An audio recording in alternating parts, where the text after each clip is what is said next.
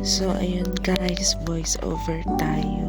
Dito na nga pala tayo ngayon banda sa may Palud.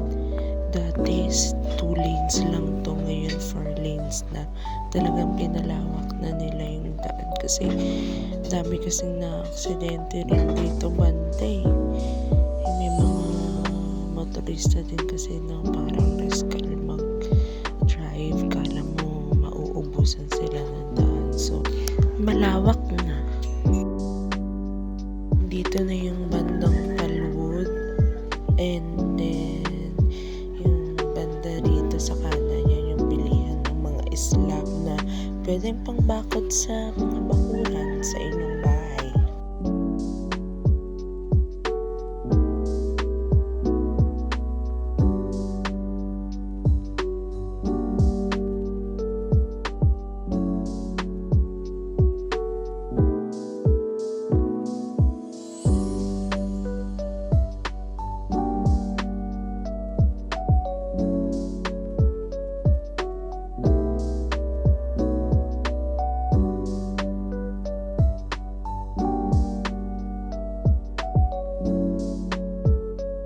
Sorry lang sa akin pag-voice over, talagang hindi pa ganun ka galing at karunong, pero kahit pa paano unti-unti sinasanay ko na rin para go for the go sa pagbablog, diba? Dito na nga pala tayo banda sa may Republic. Yan, nakikita nyo ang ganda ng nagigreen ng mga puno. Ang ganda na ito, na sarap lang talaga dito sa probinsya kasi walang traffic, less yung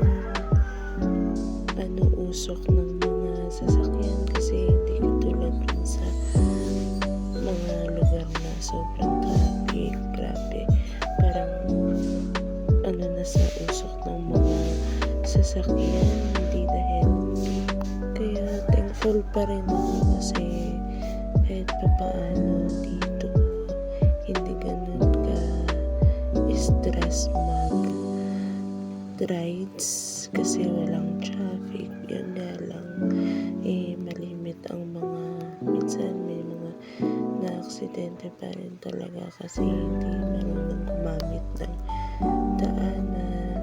At saka payo lang din sa mga nagdadrive ng mga motor, sasakyan, na palaging mag-iingat kasi makakarating naman tayo sa ating pupuntahan kung maayos lang ang ating paggamit sa mga kalsada at takbong chill lang na hindi nagmamadali, diba? Pero kung minsan kahit gaano kakaingat mag-drive, may mga time talaga na may makakasalubong ka na hindi marunong maingat at mandadamay pa.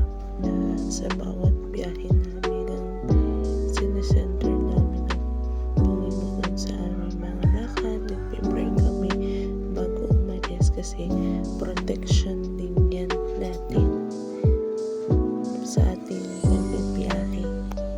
Yan, dito na tayo ngayon sa Barangay Malcampo, San Dionisio. Ang kaliwalas lang ng panahon, grabe, super lamig. Lamig kahit may init na may kita mo sa bawat paligid na may konting hamog pa talaga na talagang makikita mo fresh na fresh, diba? Ayan, dito naman pala tayo sa may Besties Bukupay. Ang ganda ng tanawin, tamang kape lang kami dito. Ayan, sarap tingnan pagmasdan ng tanawin. Ayan, visit na kayo dito sa Besties Bukupay.